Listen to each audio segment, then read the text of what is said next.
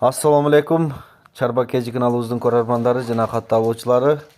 4 noyabr 2025-yıl Баткен областына караштуу Leylek районунан 15 баш афган койлор сатууга чыкты.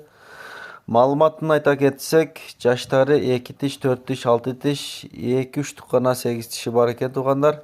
8 тиши дагы тиштери чоң дейт, төл берет дейт туугандар. Баасын болсо 57 миң сомдон коюптур. Азыркы учурда койлор бооз экен туугандар.